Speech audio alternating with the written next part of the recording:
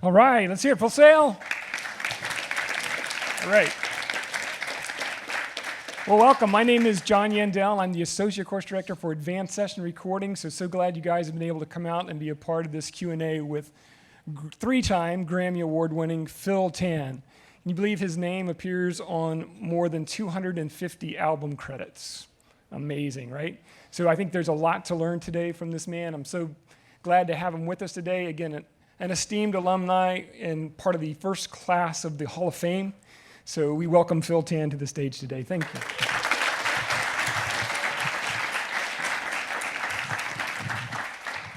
Thank you, John. Well, Phil, why don't you tell us a little bit about maybe what you've been doing lately? Mixing. Hey, That's pretty much all I do these days is mixing. Any fun projects you can mention that you've been a part of recently? Recently, well, there's 3 album projects I'm working on at the moment. There's a Taiwanese artist named Khalil Fong. I'm working on some stuff with an artist named Polly A and Coldplay. Oh, great, awesome. So are the other original 2 artists you mentioned, are they working with a label, or is this an independent projects, or? Some of them are independent projects, and some of them are major label projects. Great, awesome, very cool. So this is going to be a Q&A for you guys mainly, so we're just here for you. So if anybody has a question, what we want you to do is make sure you stand up, go over to where one of the mics are, wave your hand, somebody's walking around with them, they'll find you. Please make sure you hold the mic up to your mouth when you're talking today so that we can hear your questions clearly, because again, we are live streaming this, so that would be very helpful. Anybody got a question for Phil today? There's one right there in the back.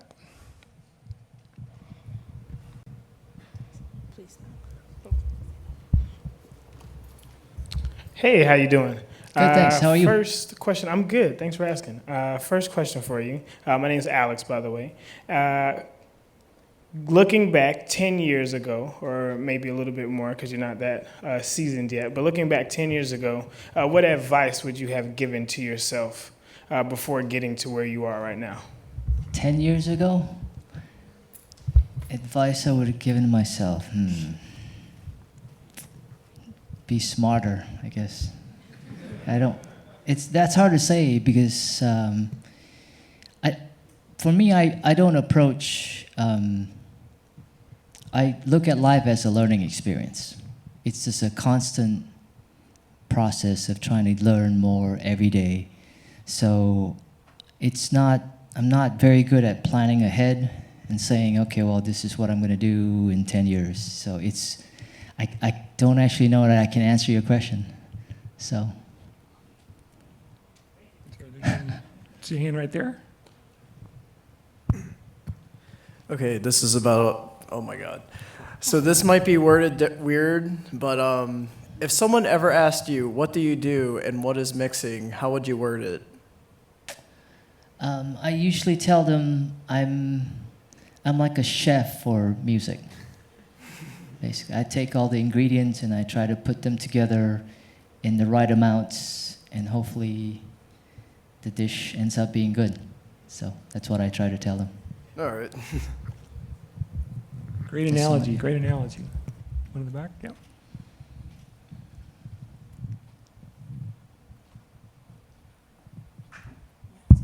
She had a question. Awesome food analogy, by the way. My name is Julian. It's very nice to meet you. I was wondering how much time do you spend in programs like Melodyne and Anaris Autotune and other vocal processing plugins, and maybe you could share some tips to us, maybe? Not that much time in either, because in all honesty, most of the time when people send me the tracks, they've already been taking care of the tuning part of it. So, but as far as tips, I don't know if there's anything. I just kind of go by ear, really. It's like if it sounds off, it sounds off to me, so I'll fix it.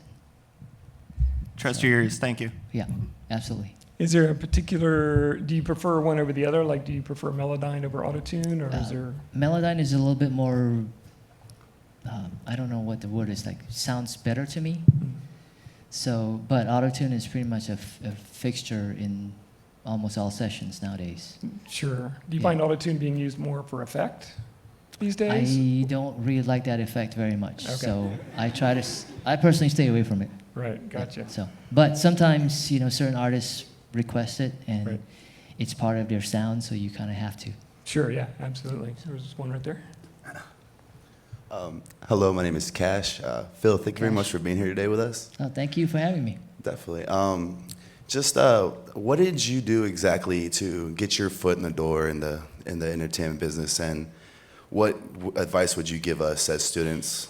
Good advice for when we graduate and when we first get out there on our own. Okay. Well, as far as what I did to get my foot in the door, I just happened to be in the right place at the right time. That's I know that doesn't help you very much, but that's really the truth for me. When I left Full Sail, I went to Atlanta, and the studio that I interned at was where I met a lot of the people I work with still today, like L.A., Reed, Babyface, Outkast, Dallas Austin, Jermaine Dupri, Organized Noise, and the list kind of keeps going on. But that was how I got in. I just happened to be that time. I'm sorry? That's all who you know, pretty much. Well, that's part of it, but you also have to make sure that these people that you do meet like you. So they'll call you back to work with them, and hopefully when you do work with them and they give you a shot, you can deliver. And not just one time, but all the time. And you're going to make mistakes along the way. I'm not saying that you specifically, but I certainly have made plenty. So, but it's kind of hard to pinpoint like what exactly you have to do. I think what you have to do is just to make sure that you're prepared and you're willing to work hard. So, and I'll tell you a little story about Mr. Michael Jordan. When he was a rookie at North Carolina, one of his coaches told him, "Mike, be prepared to work hard." And he said to Coach Williams, "Coach, I work just as hard as everybody else." And the coach says, "Well, do you want to be just like everybody else?" So you have to be prepared to work harder than everybody else. Thank you very much. And I forgot the second part of your question. Oh, you pretty much answered. Okay, sorry.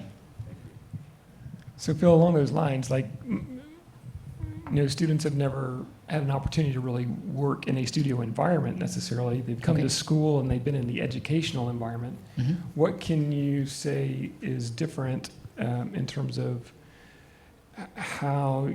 what kind of attitude do you need to come with in the studio when you're actually in that working environment that maybe students need to be aware of? Well, let me first say that the studios you work in now here are way better than the studios probably that you're going to be working out there. So I think it's really just a matter of making sure people understand that you're trustworthy, that you're able to basically earn and win their respect, that they can count on you no matter how big or small a task is. So how well do you work with others? Do you get along with people? Do you take criticism well? How motivated are you just on your own? Those are things that people pick up on, because if you're working with other people's music, that's something important to them, so they don't want it to just give it to somebody that's not going to treat it well. So. Great answer. Got a question in the back here.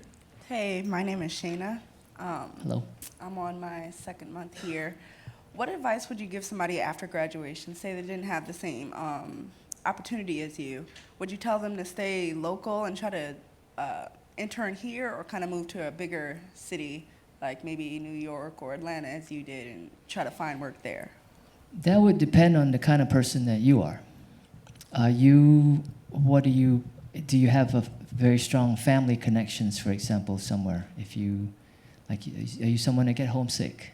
Do you have to be Are you someone that's very driven and just kind of go, I'm going to be willing to do whatever it takes? How flexible are you when it comes to what your goals actually are? And the reason I say that is because in my case, when I was at Full Sail, my goal was to go to New York or LA. But nobody called me back from all the studios that I reached out to, and I ended up in Atlanta. And Atlanta has now become my home, and I've been there for over 25 years. So a certain willingness to take that detour, I guess is what I'm saying that perhaps you should have. So, and in audio, the world is becoming a little bit more automated, for lack of a better word. Things are become more, guys like me are eventually going to be, basically, I might already be a dinosaur. So we're going to go extinct because everything's going to be, automated. Things can be mixed because the computer processors have gotten faster and more powerful. And maybe that's coming sooner than later. So if you were originally intending to become a mixer, that career path might actually be completely removed from the equation. So you will have to be willing to readjust and go, let me find different ways that I can apply my skill set to. Okay, So- thank you. So very much in today's technology, like location really doesn't play a part. You can be mixing anywhere, kind of like you were mentioning Right, about exactly. being at Starbucks and seeing the guy working on his track. Yes, yeah. You that same can you really can do this anywhere now, so, and get great results. Awesome. Yeah. Hey, how you doing, Phil? Great, thank you. How are you? Great, great. My question was, when mixing, do you have an initial approach, or does it kind of vary with each track that you do? It depends on what I'm given. So I try to not go into a session just kind of have a fixed approach, because I want to make sure that I'm flexible as well, like creatively speaking. So quite often, even if with people that you worked with before, sometimes they surprise you, and the tracks come a whole different way that you didn't expect. So you have to just kind of go, okay, well, let me take this. We used the cooking analogy earlier, so it's one of those things where let's say you think today you're going to be preparing turkey, but then they ran out of turkey. So they give you duck instead. So, do you prepare it just the same way as you prepare turkey, or do you try to do something, treat it a little differently? So, and it goes back to that question, not just about being flexible with your career, not just career, but like your ideas. It's the same thing with the mixing as well. You just kind of have to be open when you're going into it. So. Another couple over here on the side. Hi there. Hello. I'm a big fan of your work. Thank you. Very kind. What I want to ask was, I know you worked really hard for 5 years with Jermaine Dupri, and all of that hard work has paid off. And you've been mixing since 1999, if I'm not wrong. Yeah, 92. All right. Okay. 92. My bad. So- So what I wanted to ask was, when you get a session with all the stems, and do you ever want to send it back for re-recording or something that you have not liked from your end? Yes, there's sometimes. For example, one time I got a session where the vocalist sang into the wrong side of the microphone. So, yes, it's a true story. So I had to send it back. I couldn't, and just basically say, hey, I'm not going to be able to do much with this. So, and of course, if it's a vocal, that's really not something you can change. So they had to go re-record the vocal. But in terms of tonal quality or something that you were trying to go for when you're mixing and you wanted to send back, has that happened? Usually hasn't. Now, I have not done sessions when I find out that maybe the people I'm working with and I are not necessarily compatible creatively speaking. So because we all hear things differently. In my previous group that I spoke to, I used the analogy of, again, food. I like sushi, but my sister does not. So why? Because we taste things differently. So we hear things differently as well. So, I have one more question. Sure. I mean, as students, we try and mix all the time, but we constantly make mistakes, and sometimes we repeat them over and over again. How do you break that path? How do you create new opportunities? How do you start mixing better? Actually, you're doing the right thing. If you're constantly mixing, that's the only way you can really get better. I would suggest also to use references. So let's just say you're working on a song that's similar to, I don't know, an Ariana Grande song. And if you like the way that sounds, and you can say, okay, well, that becomes kind of my point of reference. So you try to see what you can do and maybe study that to try to see what, almost like reverse engineering it. And then to try to find out, okay, well, this is what they did with the bass. This is the kind of compression they used on the bass. This was the type of processing and filtering that they did with the vocal. And then apply it to yours and see if it works. And if it doesn't, and usually it doesn't, and very simply because what your song is different from theirs. So the arrangement is different, your tempo is different, your key is different, the other parts in the song are different than what they had. So it has to be specific to what you're doing. But it's not a bad exercise to go and compare what you do to what the other people are doing. All right, so always have a reference before you start mixing, or? It doesn't hurt. Okay. Yeah, I still have plenty of references with everything I listen to. So. Awesome. As you guys talk, make sure you hold the mic up to your mouth a little closer for us, all right? So, had one over here, I think. Hi, Phil. This is Grace again. I have a quick question for you. You said that mixing is kind of dying because everything is becoming so automated. Mm-hmm. What are some of the fields that you think need engineers in? Like, I know you have mastering and post-production and things like that, but where do you think is booming right now? I think television is booming, and there's more and more content is being created.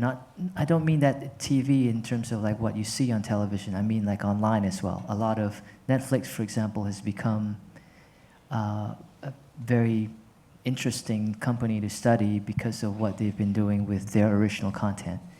So there are now more and more YouTube channels that create high quality content as well and are accessible to people. They'll need technicians in the audio world and the video world as well. So investigate that. Goes for the same with the film business as well. Depending on where you are, you could potentially become a pioneer in that regard because so much of post is happening as far as the film work and TV work is done in LA. So most other cities don't quite have the same kind of talent. Hi, Phil. My name is Louis. So Hi, a great Louis. segue for the question that I do have now. I'd like to ask, when you first started here, did you know that you would go into being a mix engineer? Or how did you isolate, like, from recording studio sessions, doing live work, and even show pro? When I first started out, I was fortunate to go on tour for about a summer, and that's kind of when I realized that's not for me. So, but with the studio stuff, I always kind of felt comfortable in that environment, so I kind of decided that would be where I would stay. Am I answering? Yeah. Okay. Yeah, you actually are. So did you do front of house or monitor while you were on tour? Did you show? No, I was just backline. I tuned guitars, I fixed keys that got broken, stuff like that. But the life of a touring person is not for me. I'm just not wired like that. You're more laid back. And then I guess I do have one final question. Like, did you obtain a job soon as you graduated? Like, how far as interning? You're expected to intern so long without pay. Yeah. How much would you say, we should start saving as a college student now? Yeah, you should always save as much as you can. And this is kind of weird, but there's a guy who calls himself the points guy. He basically tries to find the best deals for credit cards.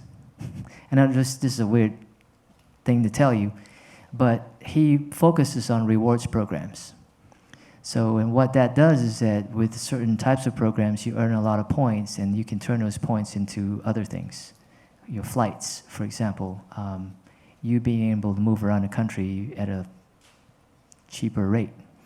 So that could potentially help you if you need to move quickly in terms of your career. I don't know.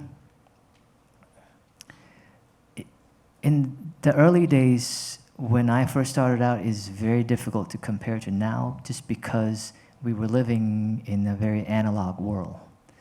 So things are a lot more digital these days. I was telling someone that last year only 3 clients showed up to sessions with me. So, and I probably did 170, 180 songs last year, and only 3 of them showed up. So it's increasingly a digital world. Not many people actually show up to do stuff anymore. You're working with people from all the way across the world. So, yeah. So one of the things you mentioned earlier too is that you've always worked as an independent contractor. Yes. So what concerns or what things did you have to keep in mind or consider as an independent contractor that maybe, and somebody who's going to be an employee wouldn't necessarily have to worry about? Were there things that you took steps to make sure, like you mentioned, saving? Yeah. Was that something you started right away as an independent contractor? Because No, I was very bad with my money early on. So, it took me a while to kind of get the hang of it. But what you do need to know is that taxes that's important. You got to set aside a certain amount of money, every dollar that you make, and set it aside for taxes. You have to save, because as an independent contractor, typically I don't ever know when I get paid.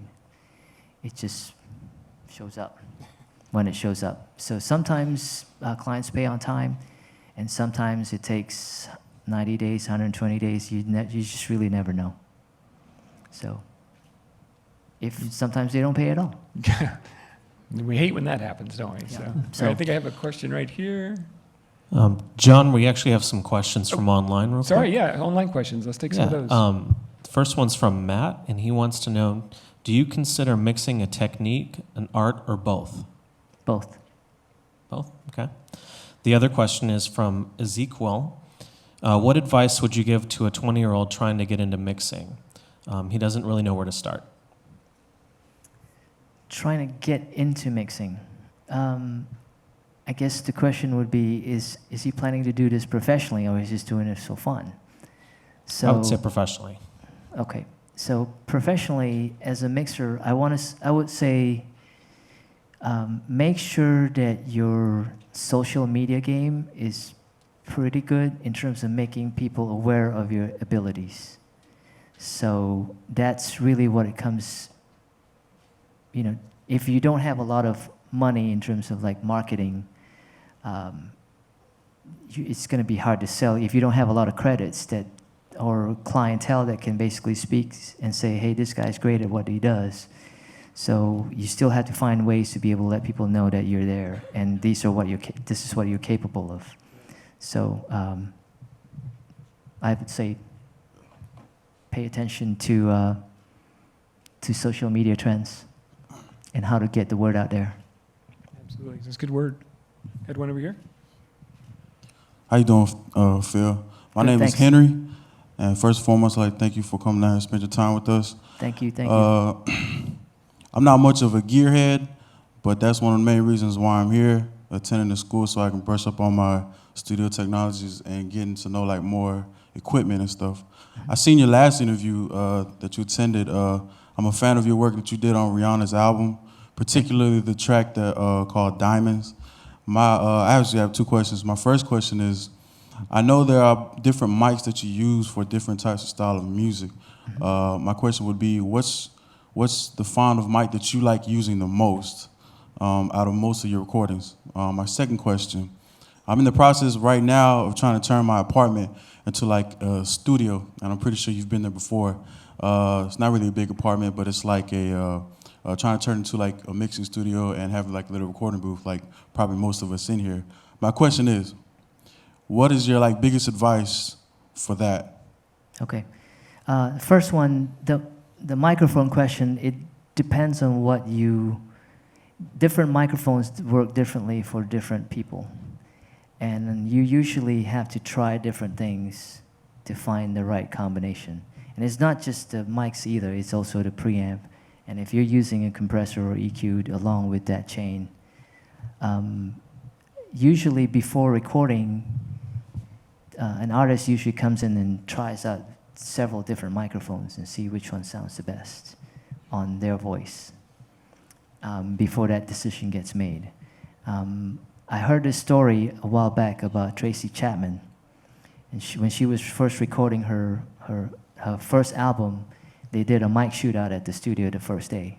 So the producer had all these microphones lined up, and she sang a few lines into each of them, and everyone, she just shook her head, like, no, that's not it. So she went through basically the whole mic locker and they couldn't find the right mic. So the producer goes, well, is there anything else that's left? And the assistant goes, yeah, there's an SM58. And she sang into that, and she's like, yeah, that's it. So you never know. You just have to try it. And part of it is because, she was a folk singer, used to singing at coffee shops at the time, and I think that was what the sound she was most comfortable with. So, and it also was the right, that's how she wanted to sound, like in her recordings. So the second part is that if you're turning your apartment into a studio, the most important thing is to make sure that it's treated properly. What I mean by that is that a lot of times, I'm guessing your apartment is like a lot of others where you have parallel walls. So you want to make sure that the corners are properly treated in terms of like the bass, because bass will bounce around in the corners and it gets trapped in there. It's going to be difficult for you to hear clearly. A typical setup would be the corners. You want to make sure that the front the bass is also going to be trapped. You want to make sure there's nothing that's bouncing off the sides. What you want to hear in front of you from the speakers is as pure as possible. So if it goes to the side and bounces back, now you get a second signal that could start to muffle things. So you want to make sure that part on the sides are absorbed. Same thing with the ceiling on the right above your head where you're going to be sitting, that the sound doesn't bounce off and give you another reflection that's unwanted. So lots of articles in there. A lot of the companies that make these products, like Auralex, they have tutorials, and they have kits as well that you could look at and go and see what applies to your space. I think the other important thing is not to disturb your neighbors. So make sure you put up enough stuff that you're not bothering them. Stick right down here in front. Somebody got the mic. No, where's the mic? Up there? Yeah.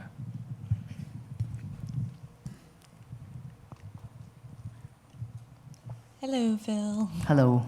My name is Alexis. I've asked a couple of the Full Sail grads the same question just because I've been really curious, and I mean, it's good for me as a female, but what is your experience with females in the industry, and what tips do you have for them? My current assistant is a female, so it's not, I look at people as people. It doesn't matter whether you're male or female, are you the best person for the job? So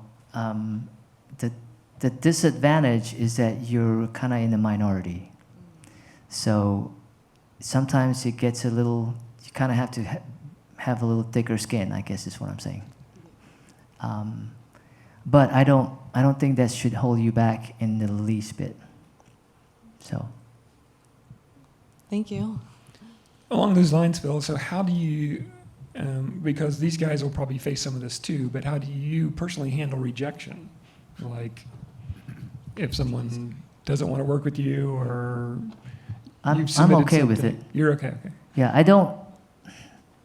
I'm not one of those people who get my feelings hurt very Okay. easily. It's just like, I'm just one guy. So there's, as I mentioned before, we hear things differently. I can't possibly expect everybody to hear things the way I do, and vice versa. So if we're not compatible in that regard, it doesn't mean I can't get along with you. It's just that we probably won't get a good result together from Right. a work standpoint. Right. Yeah. Good. We have one up here? Yeah. How you doing, Mr. Field? It's Bishop. Hi, Bishop. My question is, in your sessions, like, could you elaborate how do you like really approach, like, as far as like EQ and compression and stuff like that right there? Do you do more of a like maybe additive EQ, compression, subtractive EQ, or like how do you really approach it? I would say I'm a bit of a minimalist. So the less stuff on things usually is better for me. But that doesn't always work out to be the case. So it's more of a what I think is needed for that part. I'll do what is needed for that part. Versus everything's gonna have to have a certain this and that. So, sorry about that. Yeah, go ahead. Basically, to speed up your workflow, what would be tips on that? For tips on Workflow. Yeah, I'm probably not the best guy to ask about that. I'm not a very organized mixer. I tend to be one of those people who listen to stuff, and as stuff jumps out or bothers me, I address it. So I'm not one of those guys who goes, oh, I always start with the drums, or I always start with the vocal, or it's just, I hit play, let me fix that, let me address this, let me try this. It's just kind of semi-unconscious, if you would, process for me. Also, do you always start your sessions from scratch, or do you work in templates? There is a template, just because it saves time. So, for example, all the parallel compressors that I have, they're already in a template. So it's just easy to import those in there and then get to work. So. Dope. Thank you. You're very It's welcome. It's like if you're not using it, you don't have to use it. I mean, it's there, but you don't have to use it. Let's jump over this side real quick, and then we'll come back over the other side. Or is the mic over here, or no? Oh, sorry. Sorry, we'll come back up. Yeah. Hey Phil, just a quick question. Have you ever been involved in production yourself? Like, have you ever been maybe with a client who's maybe into the production stage, and you're like, oh, have you ever been in? I know you're mainly mixing, but have you ever looked into that? Have you ever done that before? Yeah, production is not something I particularly enjoy, but it's got to be done. So, and with a lot of times, as a mixer, you're kind of doing free production anyway. So it's not something, but I don't go into it thinking, okay, I'm going to be charging extra for it or whatever. It's just, we're trying to get the best results possible. So if whatever my contribution can be, that's what I will. Okay. That's all I'll do. That's good to know. Thank you. Jump back over here. Hey Phil, my name is Brad. Nice to meet you. Nice I've been to a meet you. fan for your work for a while. I got a bunch of questions, but I'm gonna keep it minimal because there's a lot of people who have a lot of questions. Okay. First things first, I gotta ask the groupie question. You worked on Jump? No. Crisscross Jump? I did not. Okay, because I know you've been working since like '92 with Journey to Pre, so I thought you were working on that project as well. No. But my next question is gonna be, besides the norms, Atlanta, Miami, New York, LA, what other areas are you seeing that are coming up when it comes to mixing? I don't know because I'm kind of stuck in my cave most of the time. So you probably would know, and this might be a question for career development.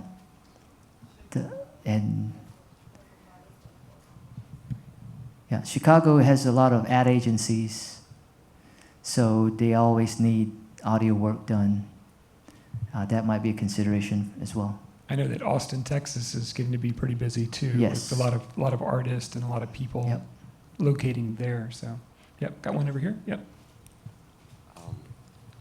When mixing songs that you enjoy, there are certain elements that you want to put in the mix. How do you do that with songs that you don't actually like to listen to? There's usually always something that you can find that you like. So there's got to be something in there that you can basically use that as a jumping point to try to focus on, to try to basically create it. Well, see, the thing, for me anyway, I was talking earlier, and I try to basically focus on the four things that usually live in the middle first. And that's the kick, the snare, the bass, and the lead vocal. So I try to basically get those things to work together as best as I can. And then the rest just kind of falls into place. Thank you. Yeah. Awesome. Yep. How's it going, Phil? My name is Good. Nadif. First of all, I just want to say I love your food analogies. I'm a food guy. I love it. Thank you. But on a serious note, I'm more on the production side of things. I'm a music production major. My first question would be, because when I'm producing, I'm kind of like you. My workflow is a little scattered. I often find myself, because I don't like the way it sounds or just the feel of each sound, I often find myself doing too much mixing while I'm producing. Would you say that I should refrain from that and just focus on trying to get the composition out first and then mix it, or is it okay to combine the two? No, there should be no limitations whatsoever to your creative process. If you feel like it's better for you to mix as you go, then do that. Okay. And if that's the way, at the end of it, it's already mixed anyway, so you kind of eliminate an entire step. A lot of people kind of work like that. Pharrell, for example, they mix as they go. They don't. The last stage of the mixing is just making sure everything is, buttoned up, so to speak. But a lot of times the stuff is already very close to where it needs to be. Okay, cool, cool. So. Yeah, one other question was, oh gosh, I forgot.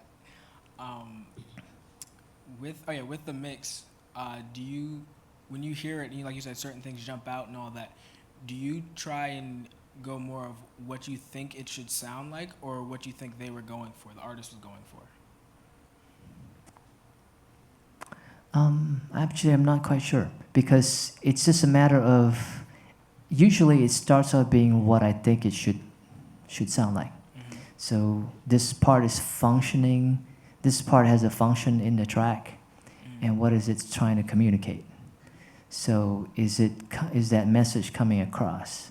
Say, for example, someone played a guitar part, and you hear it, but you don't hear it because it's kind of muffled.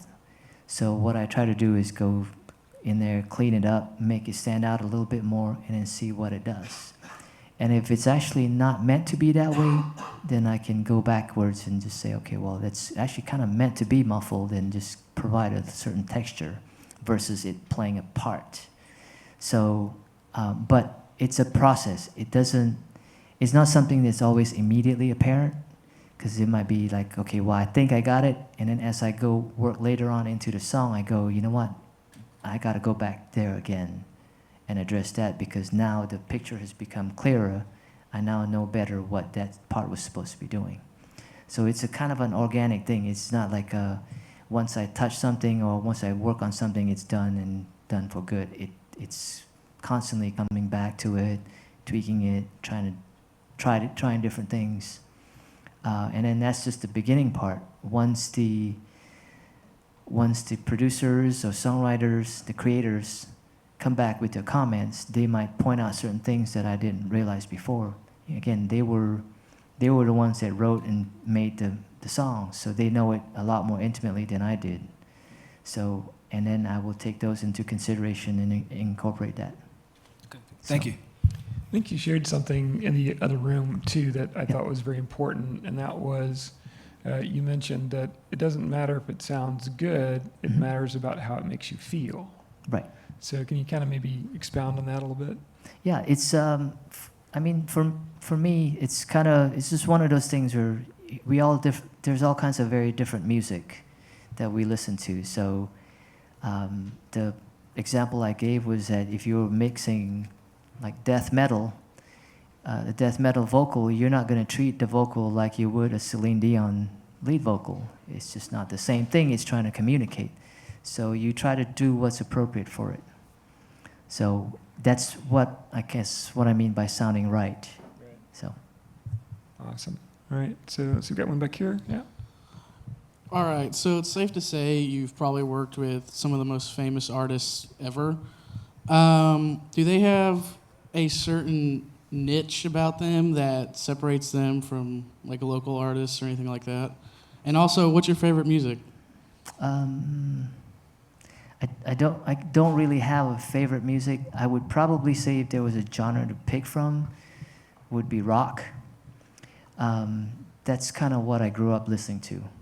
I grew up in a very Christian home, so it's kind of automatic that the stuff that you're not supposed to be listening to, that's what you end up liking the most.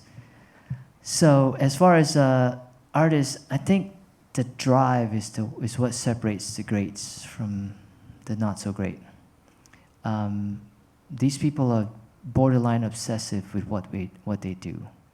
They care very deeply and on a level that, you know, semi-normal human beings like me cannot quite understand. It's just one of those things that they're just wired a certain way. It's very driven. So. That's awesome. We had another one down here if we get the mic or. John, got a few more questions from online. Absolutely. So Alex wants to know how your journey started toward the industry. Yeah, I came to Full Sail because I tried to go to Berkeley in Boston. I couldn't afford it. So at the time, in '89, Full Sail was a shorter program. It was about 8 months long. So I figured if I came in here and did this, I could get out and get to work pretty quickly and be on my way. So that's really what drove me to Full Sail was the speed of the program. I wanted to do something fun for a living. That's really what made me decide to come towards music. That's the pursuit of fun. That's what got me here. Awesome. Raza, he said, I've noticed a lot of songs are coming out with the label mastered for iTunes. Is that anything special? I think it's just more specific towards, I don't think it's anything all that special per se, and mastering engineers might argue with me, but it's a little bit more, iTunes only gives you a certain bandwidth compared to a CD or a high-def file. So in the smaller, limited space, you want to make sure that all the information comes through as much as possible. So some, maybe a slightly different type of approach as it relates to compression and EQ would be applied for iTunes versus for CD. It's just like for vinyl, you got to EQ it completely different too. So. Cool.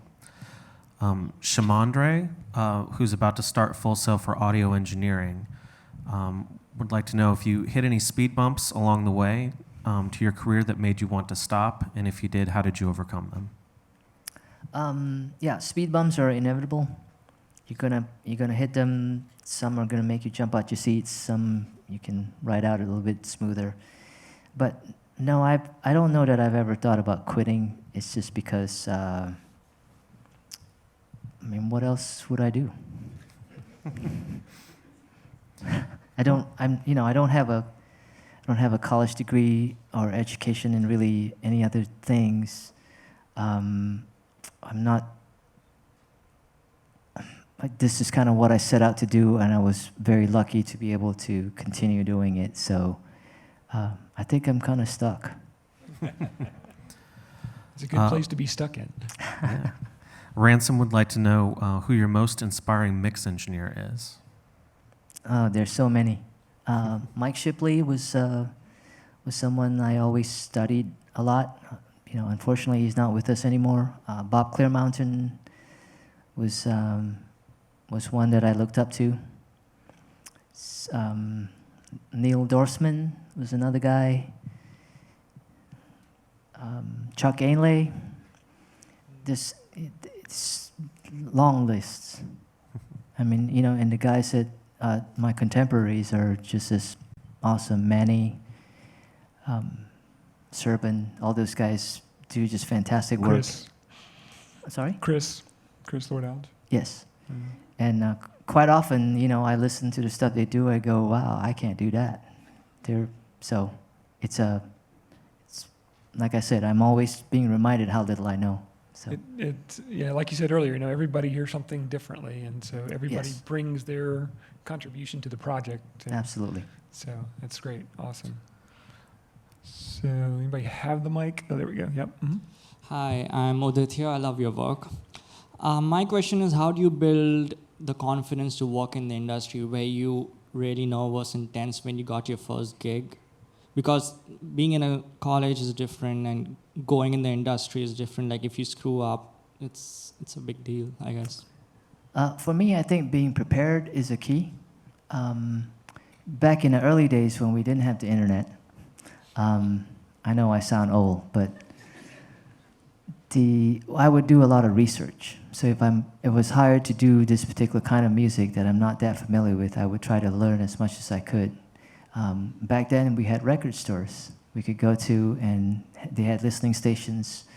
I would take a notebook with me and write down notes about the stuff that I listened to, how they liked certain things, how they approached certain instruments, and just basically be prepared for what I might come up with in the session. So, it's just like you taking a test. Like the more prepared you are, the more confident that you'll be. So I think it's the same thing with working in music as well. The more you know, the more you feel better about tackling it. Okay, thank you. You're welcome. Awesome. Can we get one down here? He's had his hand up for a while down here in the front again.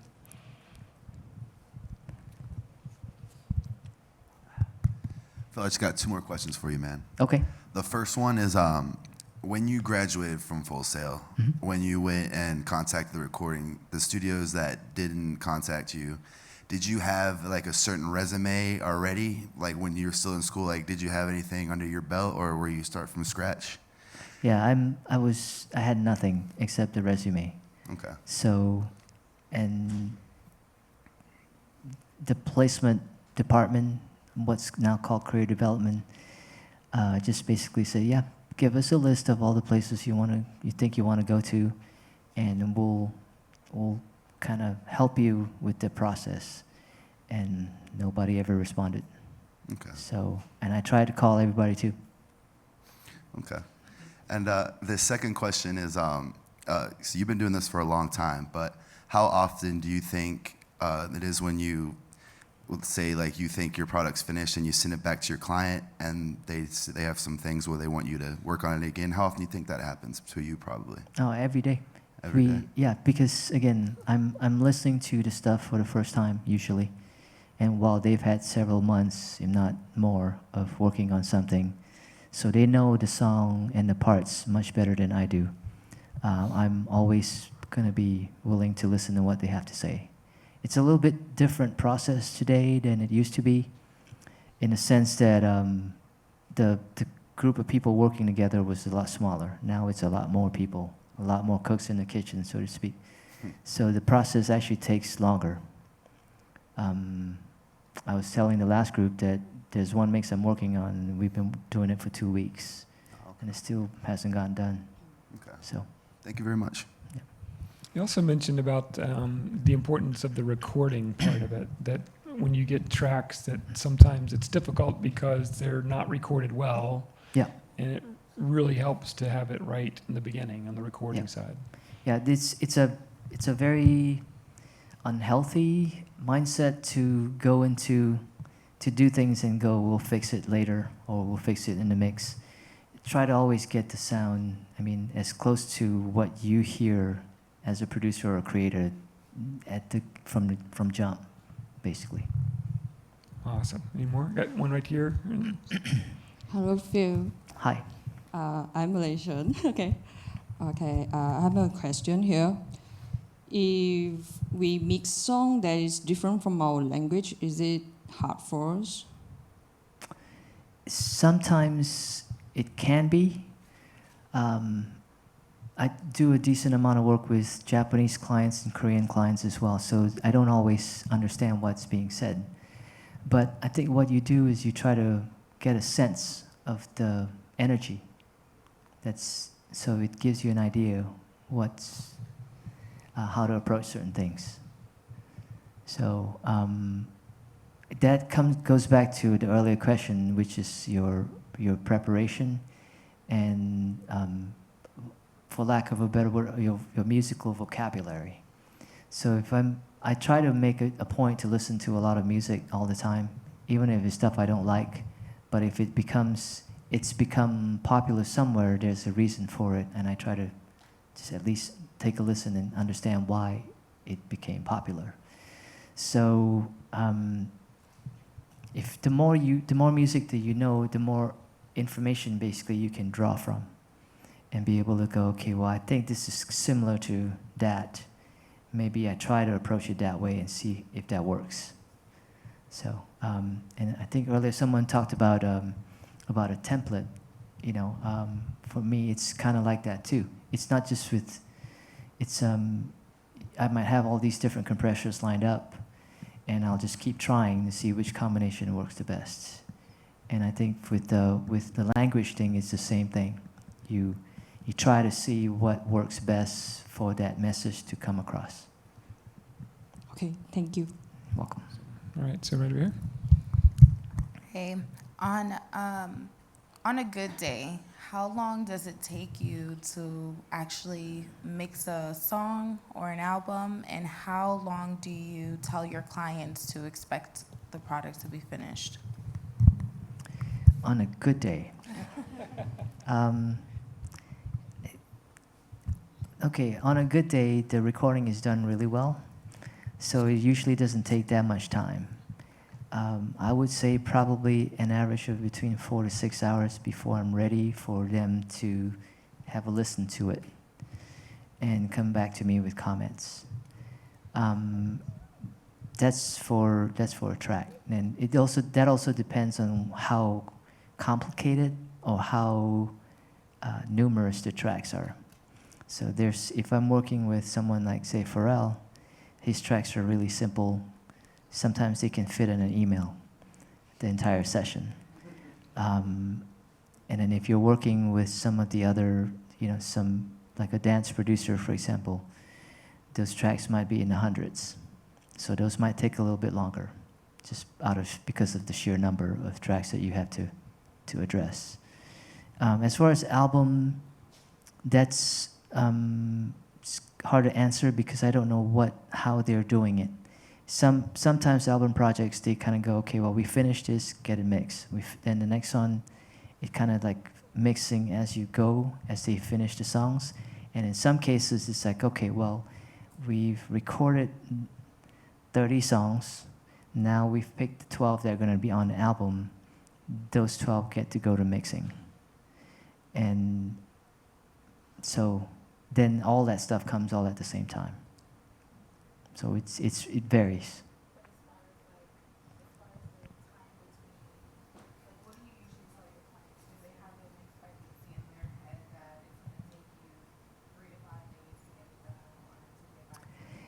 It kind of depends on the client too. So if it's a particularly busy time for us in terms of the calendar being filled out, then we ask them to see, we basically tell them, hey, look, we can't get to this any sooner than this date. Is that okay? And if they say, yeah, we don't have a deadline, we're not too worried about it, then it's okay. but I always try to make sure that I deliver when I say I'm going to deliver. Sometimes it's just not possible. And sometimes there would be, someone calls and says, hey, we need this by Friday, and it's Wednesday. And you already have other things scheduled, you just can't actually do it. There's just not enough time. And I don't want to take a project just to take a project. I want to make sure that I have the time to be able to devote to it properly. So. Along those lines, Phil, back in the day, it was mainly just one producer on an album track, and he would oversee the whole thing. Well, these days, on a lot of credits, you see that there are 10 producers on an album project. How does that affect your workflow in terms of response time or getting tracks? Or? Well, hopefully the label, whoever is administrating this process, is organized enough to be able to make sure that all the stuff comes to you on time, and they're able to compile all the feedback, if it's coming from different places, all together. And sometimes that's not always the case, because you might hear, let's say there are 2 different producers on the track. One guy's in Germany, one guy's in Australia, and they actually haven't met each other. So you get comments from someone, the Australian guy, that's completely opposite of what the German guy is telling you. So you kind of have to go back to them and say, okay, well, you guys kind of have to duke this out, then tell me who wins, and then tell me where to go from here. Right. Because so that becomes a little bit more time consuming. Right. Thank you, Internet. Right. So, all right, Hey. do I have the mic over here? Yeah. Hey, Mr. Field. Thank you for being here. Thank you.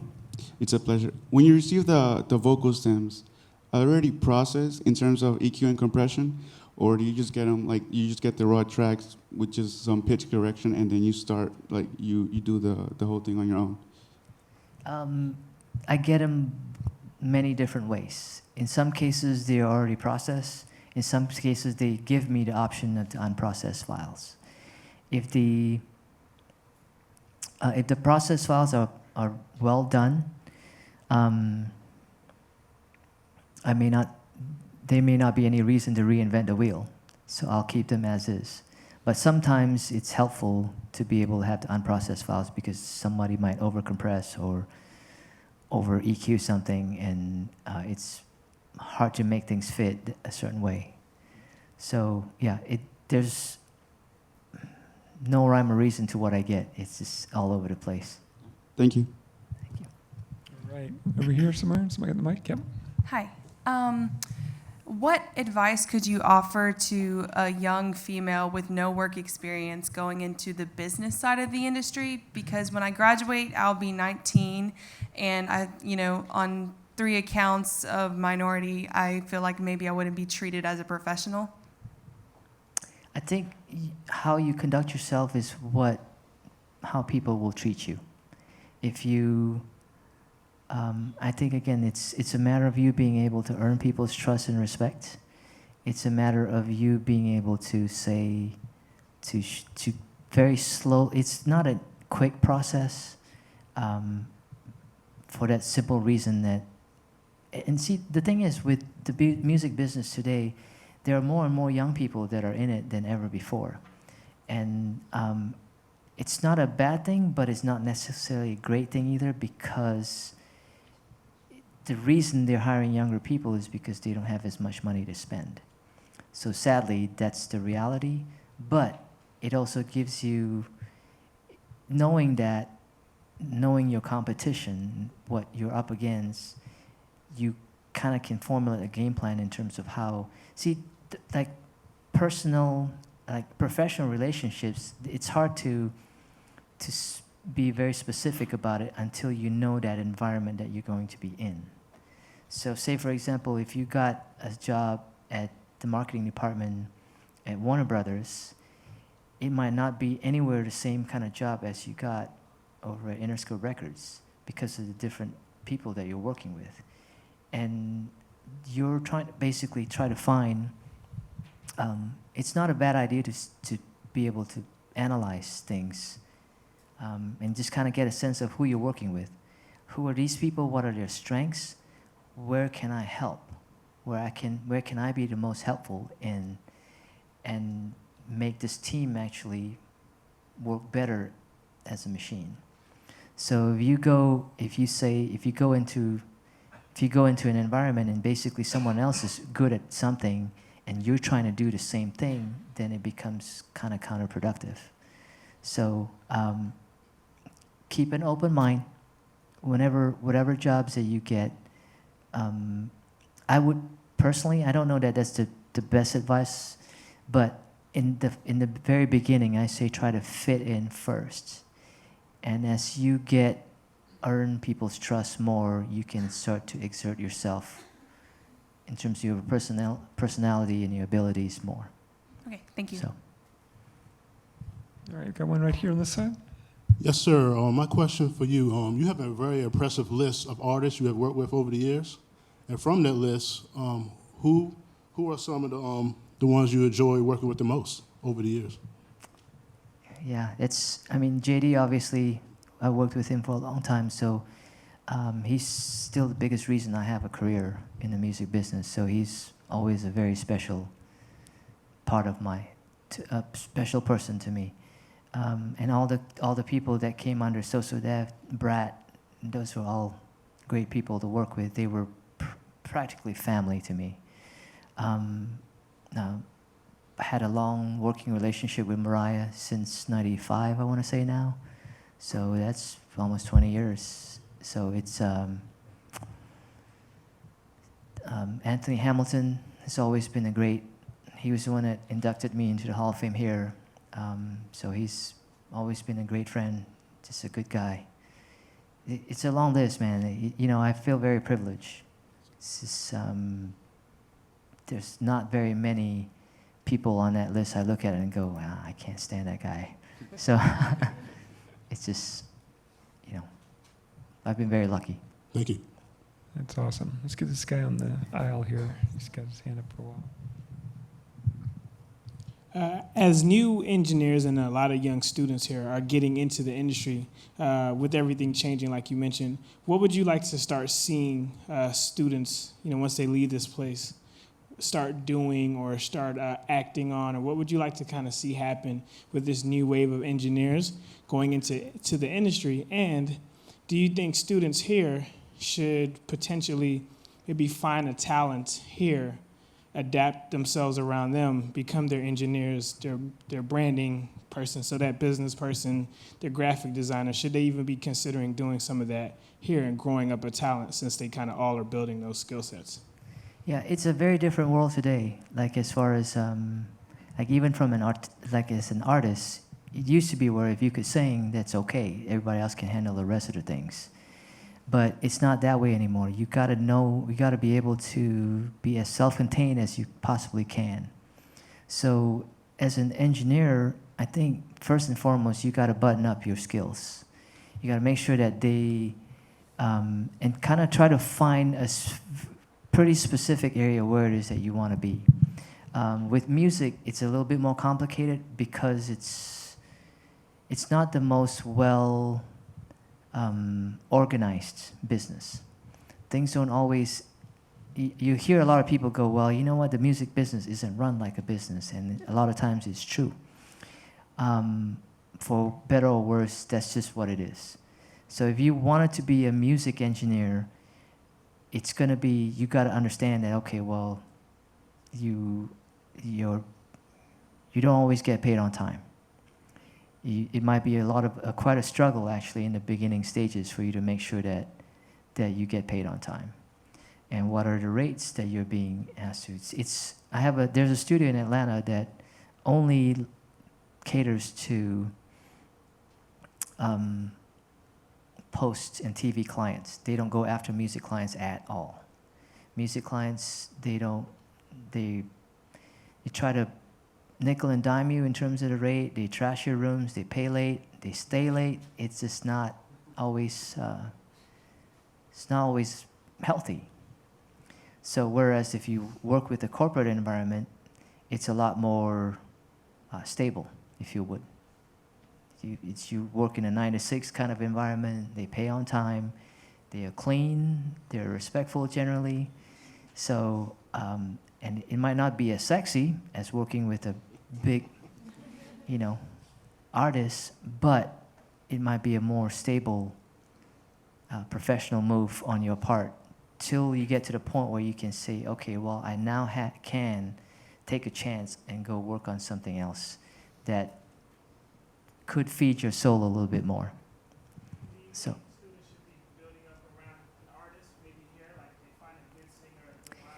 Any way you can basically do.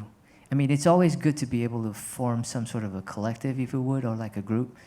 To me, again, where I grew up with, the artists and producers I grew up with, we all kind of came up together in the early 90s.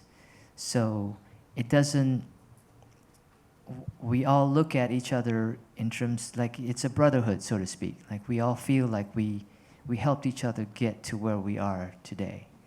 So, and it's going to be, I think it's going to be the same with you here. You guys are going to form friendships. Some of them are going to be lifelong. Some of them are going to extend into the professional areas. And so you might be a great producer. You might be that guy that's good at organizing things. And the other guy might not be as good, but he's a great engineer. The other guy might not be good, but he's a great graphics designer.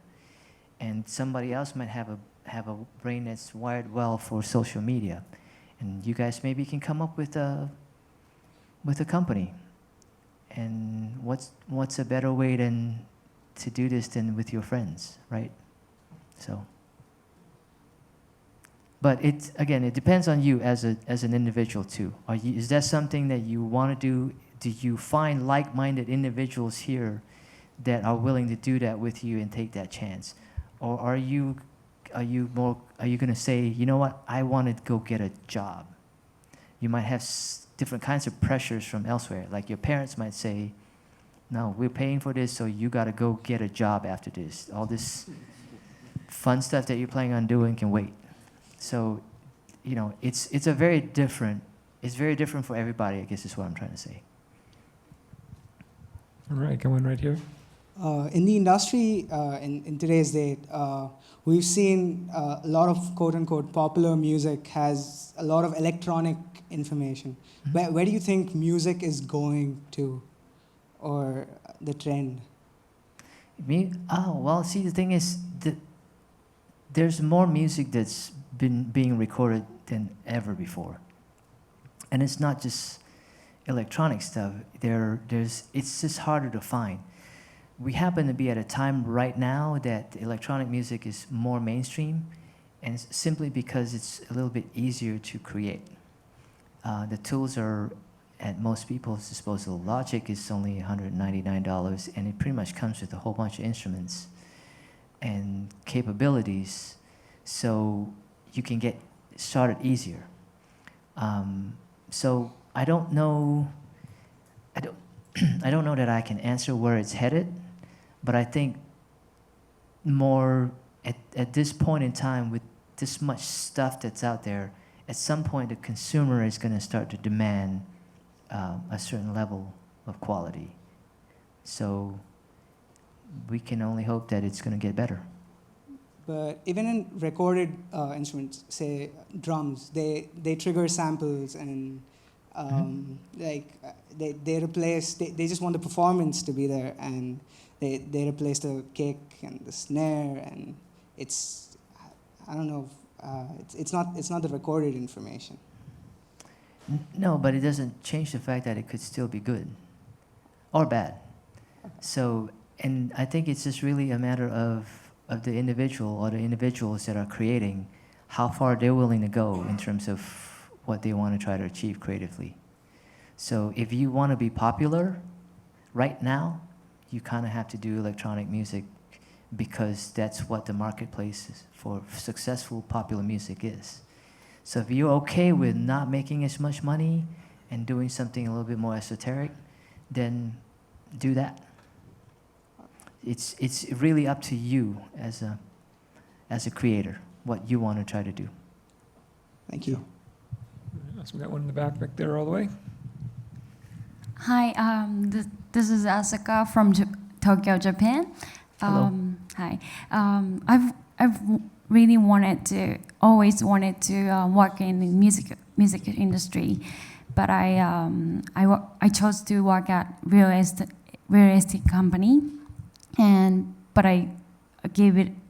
So once I gave it up to work for music, but I realized that that was not what I wanted to do. So I came to Full Sail just 2 months ago, and I've started degree program from this month. But the problem is I have almost no musical background, and so my question is, if you are me, what would you start doing little by little every day? So. Well, actually, I know some music producers that don't know anything about music. A lot of them just type in numbers, as far as chord structure and all this kind of stuff, and there you have it. But they're very successful at what they do. Now, if I were you, if you still feel like you want to be in the music business, but you don't have musical background, there's always the business part of it that that you can find a place in. Perhaps it's in management, perhaps it's in publishing, perhaps it's in administration, perhaps it's in, consulting. And the music business is now such where music is just one part of the equation to building a successful brand. If you're good at social media, that's another angle that you could be involved in. So I think you have to ask the question to yourself and say, how do I feel about being in this part of it versus this other part of it? And just kind of, I know it's weird to say, but maybe think about what fits your personality best. And then you can make a better decision about where to be. And I'm obviously not you, so I wouldn't know what your strengths and preferences are. So. Thank you. All right, right there, yeah. Hey, Phil, you spent a lot of time as a mix engineer, but I was wondering, as far as like the other aspects of audio engineering, recording and the mastering part, have you spent any time in those two fields? And if you have, what skill sets or what have you learned in those two other areas that helped you become a better mix engineer? I don't do a lot of mastering at all. I prefer to let mastering engineers take care of that part of it. So what I try to do is make things be as helpful to them as possible for them to do their jobs. So if I always ask them questions, how do you want the files? How do you want to see? How do you want to hear things? If you have any problems with them, please let me know and I can address it. As far as recording, I spent first 10 years of my life doing a lot of recording. It wasn't until about 99 that I basically stopped recording and focused only on mixing. So it's not, the recording part is cool, it's just can be very long days because you don't necessarily know, from a creative standpoint, like you can't say, okay, well, I'm gonna start writing a song at 12 o'clock, I'll be done by 3 p.m. It goes till it goes. So a lot of recording actually is waiting around. So. Yeah. And one other question. You spoke earlier about that. You said there was only maybe 3 artists that you've actually sat down and worked with.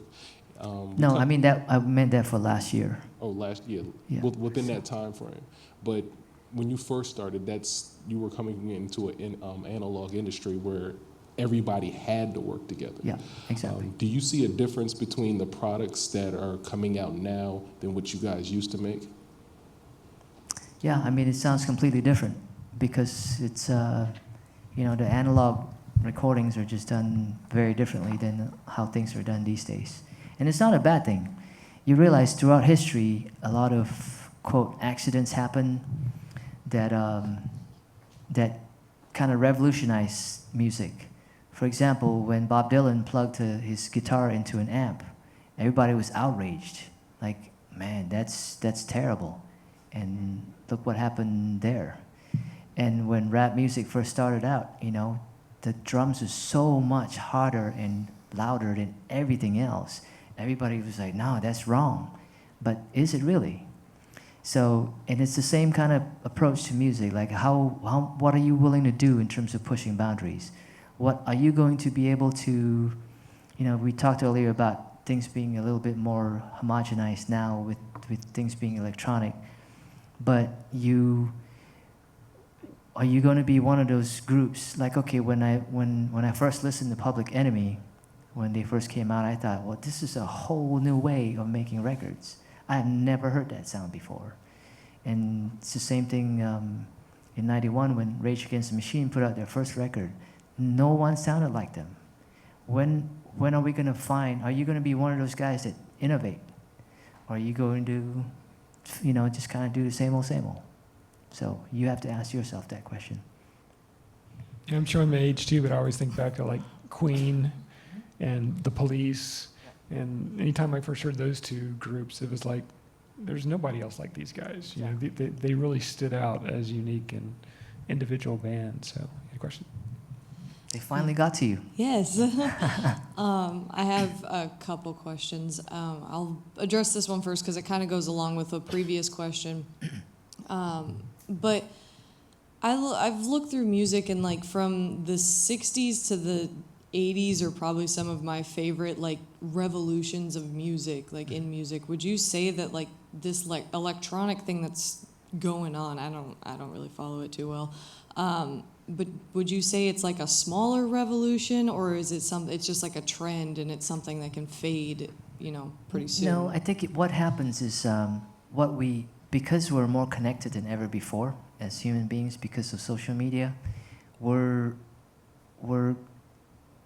a little bit more isolated actually than ever before for that reason. So what we crave as humans is interaction, and we are looking for experiences. So the reason why I think electronic music has become more popular is because these are the people that put on the best shows. When you go to Ultra, when you go to Electric Daisy, when you go to, you know, one of these kinds of events, it's a lot more of an experience than it is when you go see a little concert here locally. And I think the experience is what we're looking for. And because we had a good experience when we went to the Sahara tent that plays, you know, electronic music at Coachella, and if we come away with saying, hey, that person there played a great show, then you kind of gravitate towards finding out more about who and what they do. So and right now that seems to be where music is headed, is because of that. It's the experience. But I agree, I happen to listen to mostly 60s to 80s music as well. Mm-hmm. So. And the one other question I had was, I'm not huge into mixing. I'm more of the person in the studio. I like the recording. But when I do mix, I find myself very, very frustrated by the process because I can get myself to where I'm actually like really happy with what I did, and then I could take a 30-minute break and come back to it and absolutely hate every aspect of it. Is there a way, is it through just constantly mixing, or is there a way to like just tell yourself, okay, I'm done? Like, when do you know you're done? Yeah, I don't know how to answer that question because it can be a frustrating process. I think the only way you get better at it is if you keep doing it. And yes, take breaks all the time. Take notes all the time, actually. And I'll give you, at lunch we were talking about you know, one of these horrible back in the day stories, but Michael Jackson's Billie Jean, when Bruce Lee mixed it, I think he did 92 versions of that mix. Okay, and finally Quincy Jones came in and says, hey, let's kind of go backwards and revisit some of the old mixes. Maybe we kind of lost sight of what we did here. And the version that ended up on the album was version number 2. So it's a process. you have to go through it. You have to, and in the process, you discover sometimes, you miss the forest for the trees, kind of thing. All right, we got one more question for today. Back in the back, please. Hi. Let's say that you hire someone to work with you as an intern. What is that set of skills that you are expecting that person to master before it comes to you? For me, I kind of need them to be very, very organized. That's the biggest thing for me because of the amount of work that I do. It's not, and I'm kind of I think I'm a slow worker, but I do work on a lot of songs every year. So, but in order for me to be able to do that, I have to be, my traffic controller, so to speak, has to be very organized. So all the emails have to be responded to on time, in a timely fashion. The files that come through, the files that go out, where they go, who they're supposed to go to, there can be almost no mistakes. So that's something that we're gonna make mistakes, but the way I always say is that you have to earn the right to make it. So that's really the first thing. And the other part about it is how kind of like self-motivated you are. If you have a good work ethic, you're making sure that things are done right all the time. You're trying to always look to make sure that you're getting better at what you do. That's kind of the traits I look for. So it's really not so much a technical ability thing in the beginning stages. It's more of a trust and respect thing for me. So I need to be able to at least think that I trust you to be able to take care of these things. That's what I look for. All right, well, guys, thank you so much for coming out today for this Q&A. Let's give Phil Chan a nice hand for being here today. Thank you, Phil. Thank you very much. All right, thank you guys so much.